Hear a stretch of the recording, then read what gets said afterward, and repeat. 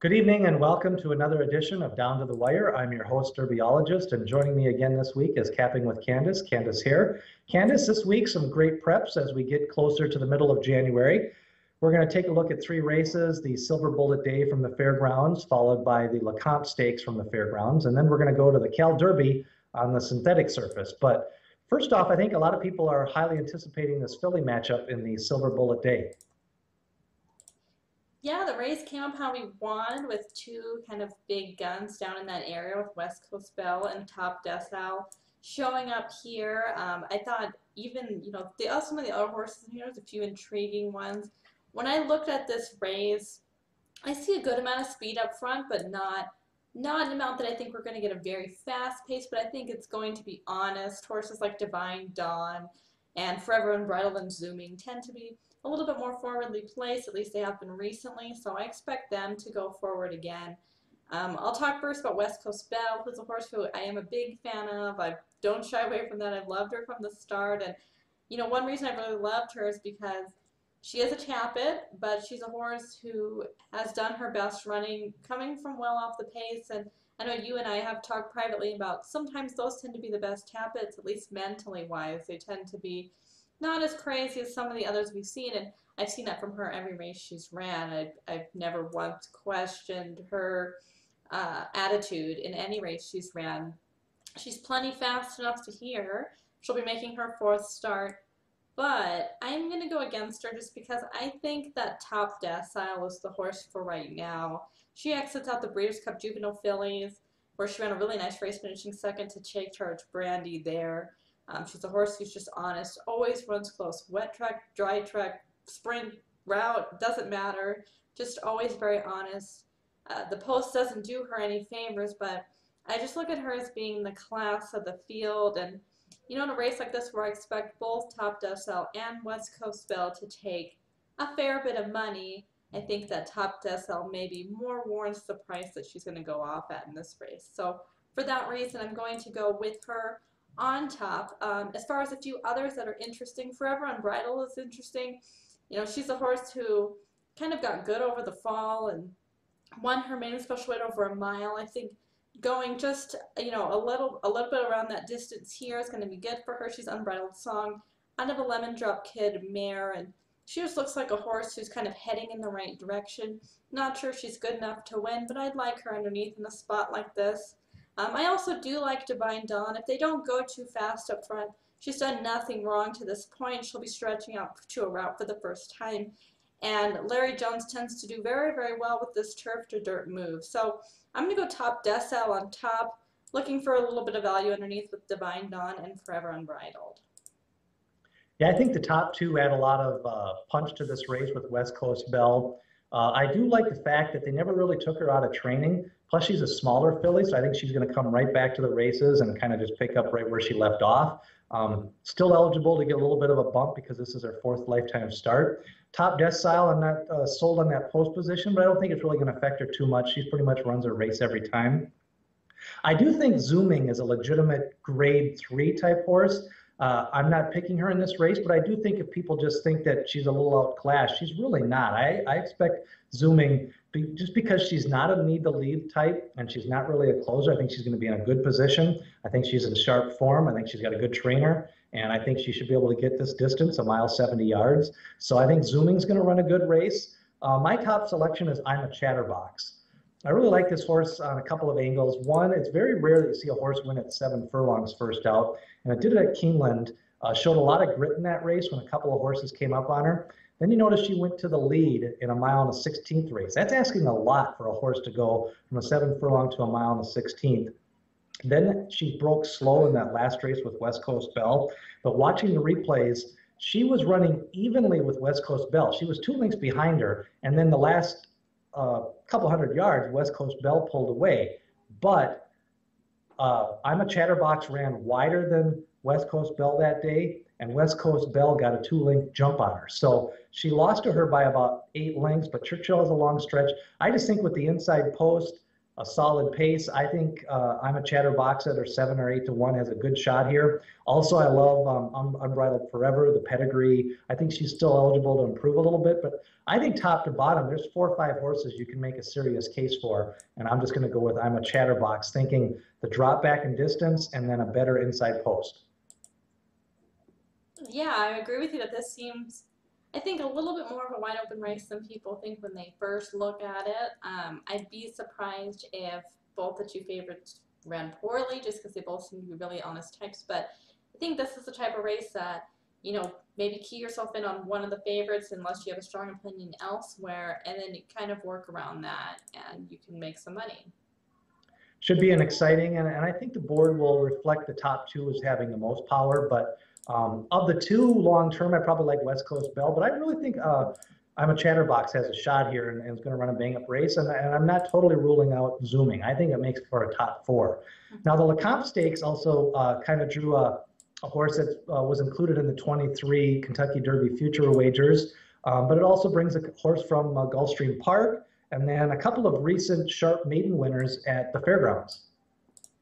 Yeah, this race is very wide open to me, especially with Eagle drawing outside. He would be the horse you'd expect to be our favorite, especially when people just look at his recent lines and see that he finished 3/4 of a length back behind El Kibir last time out, who obviously has flattered that form since then. He's really tough to take for me from that 11 post, especially at what I think is going to be a pretty short price. So I'm going to be looking elsewhere here. There's a few interesting horses. One is Run Happy. Seems to be getting a lot of steam heading into this race. I expect him to be shorter odds than a lot of people are thinking he's going to be at this moment, just because of the amount of steam and amount of people I see, who are really talking about him. And he's another one I really couldn't have here. That debut was really exciting and nice in that he won by a lot and he won easily, but he was crazy in there. I mean, Yeah, I mean, it was weird because he just came shooting up the rail, but he yeah. was running full that day. I mean, 45-4 on Turfway's Polly is a nice fraction. Yeah, he ran really, really fast, but it almost just looked like he bolted, like he just took off. I'm not convinced that any of this was prompted by his jockey. I think his jockey just kind of went along for the ride. He totally blew the turn. He was all over the place in the stretch. And the main reason why I won't take him here is because that was 6.5 furlongs. This is a mile. You're in a mile race. You have to settle. I mean, you can't be crazy. It's not even just the fact that he's moving up in class that you can't be crazy. You have to settle in a mile race, or otherwise you're going to blow your race halfway through. So I think he's going to get quite a bit of play, and I'm pretty against him as well. A few horses who I do like and will use here. I do like Tis Now RJ. I saw his debut. I remember waiting all day for his debut. Thought he ran nice, or Keen Ice ended up winning that race. Came back in his third start and won really well. And I know we'll probably talk about it more as the season goes on, but we've talked before about these horses and kind of they make that jump in their speed figures at some point when they're young, and it seems like he did that there. He had a couple speed figures in the high 60s, made that jump into the high 80s.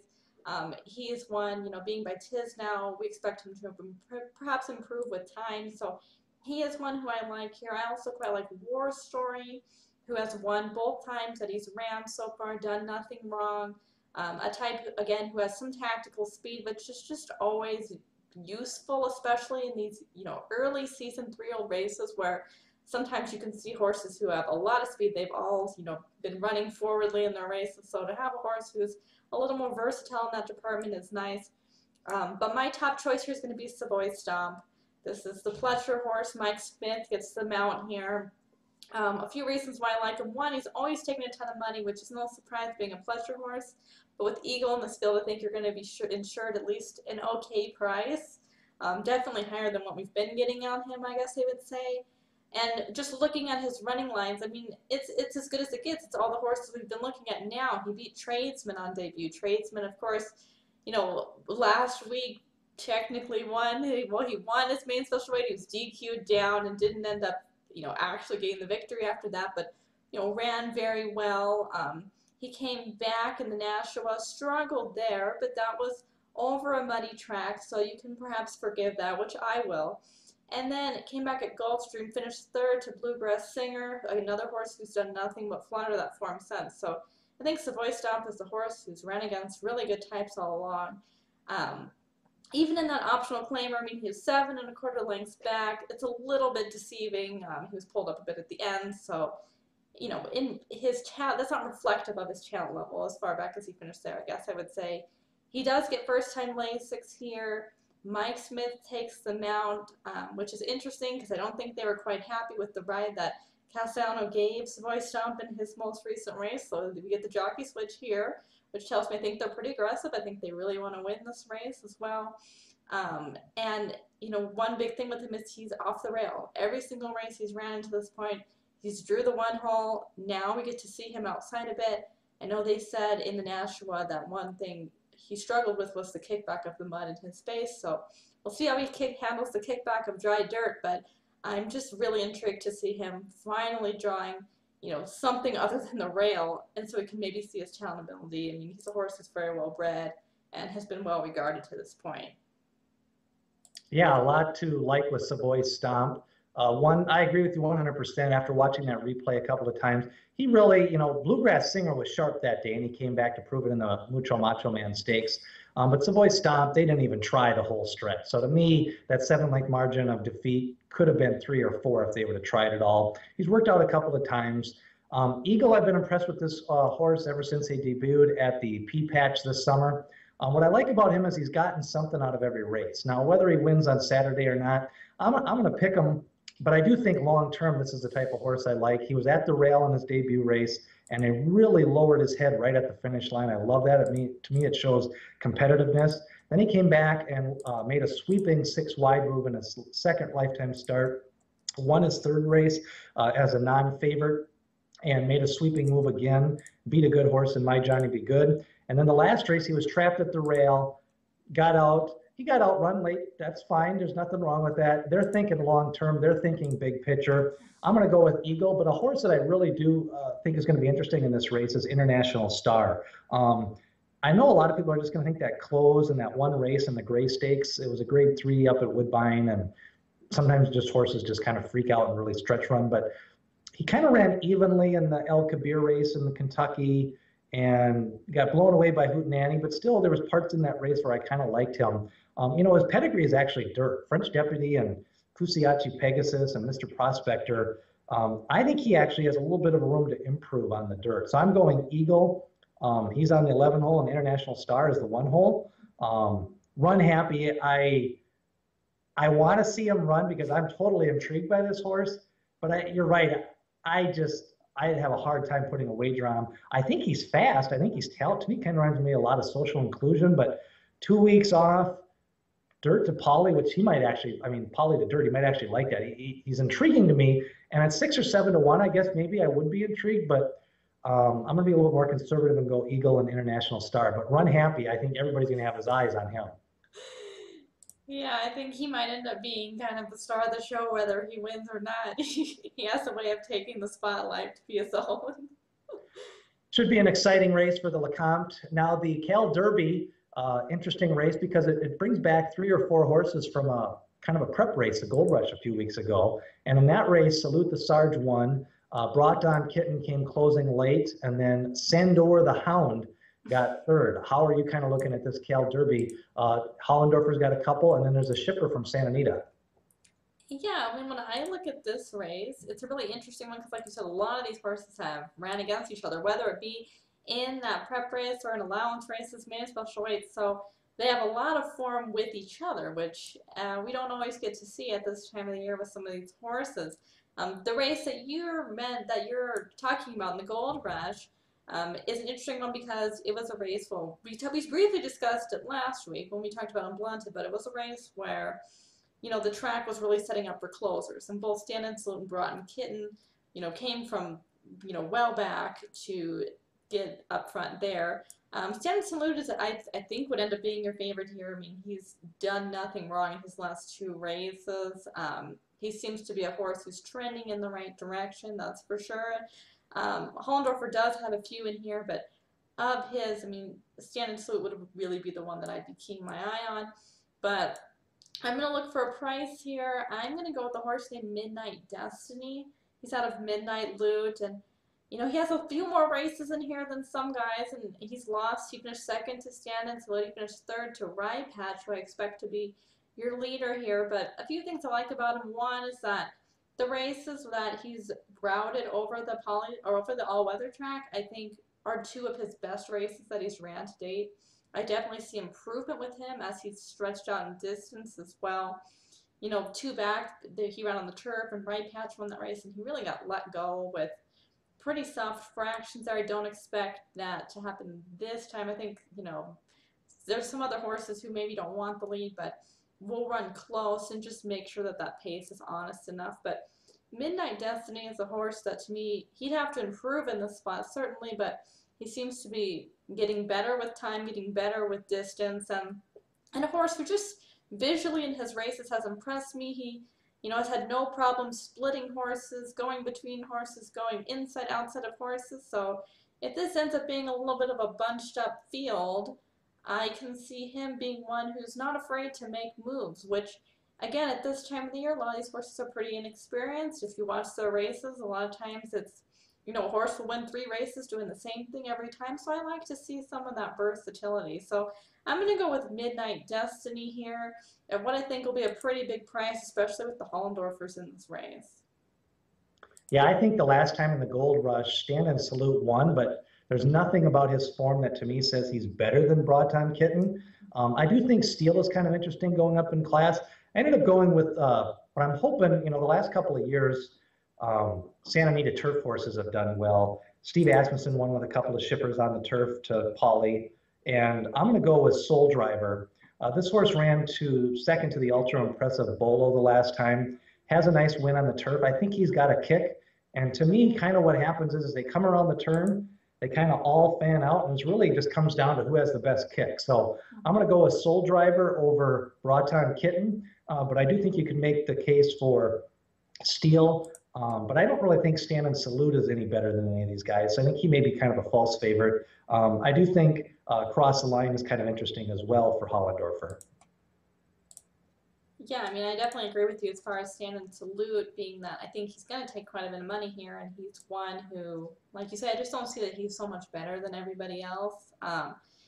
We're lucky this week. I think all 3 races that we've covered have pretty contentious fields. You can make cases for several horses in these races. Even in this race, a horse like Rye Patch, if they don't pressure him early, he has shown the ability to just run away with it and take the race pretty easily. He did it on the turf. So, this is a race that I think one thing that'll be more important here than the other races that we already discussed is with this being on the all-weather, though, it is a track that can maybe tend to be more biased one way or the other more often than some of the dirt tracks. So if you're playing this race, I would certainly suggest watching the card underneath because, in recent times we've seen it favor speed, we've seen it favor closers, and so I would definitely suggest watching the card underneath before taking a shot here. But I agree with you that often, at least lately, it's been who I don't know if I'd say necessarily the big kick, but who has the sharpest turn of foot, who has that quick acceleration burst of speed it can get in front of everybody. Yeah, I think that acceleration is the key difference. Some horses take longer to wind up, Yes. So they need nobody in front of them. Other horses can, like I say, they kind of tend to just fan out, and then whichever one can accelerate and maybe not get blocked at the start of their move.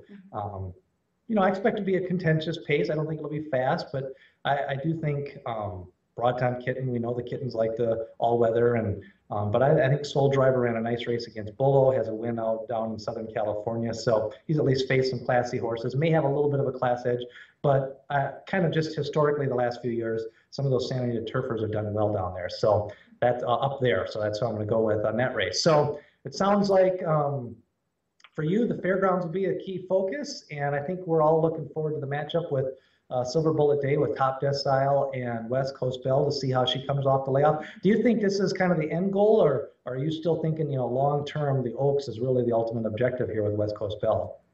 I think it's definitely the Oaks. That's what they've said all along, and I prefer her of the 2 favorites in there. I prefer West Coast Belle as far as the Oaks. If I had to make a list right now of who are the horses who I would, my Oaks top 5 or something, West Coast Belle no doubt would be my number 1. I just think I think she has more room to improve, and I think maybe she needs to make those improvements speed-wise before she's ready to beat Top Decile, who's a horse I look at more as being the horse right now. Well, in the last few years, a lot of the Oaks winners have come out of Louisiana, so you definitely have to keep an eye on those preps, especially the Silver Bullet Day and the Louisiana Oaks, because that's where the winners are coming from. That's going to do it for another edition of Down to the Wire. And next week we will come back with the Holy Bull Stakes. So we go to Gulfstream, and hopefully we can avoid the rain, and we'll see. I think a good field is lining up there. That's going to do it. Make sure to watch us, read us on our blogs, and that's going to do it for another edition of Down to the Wire.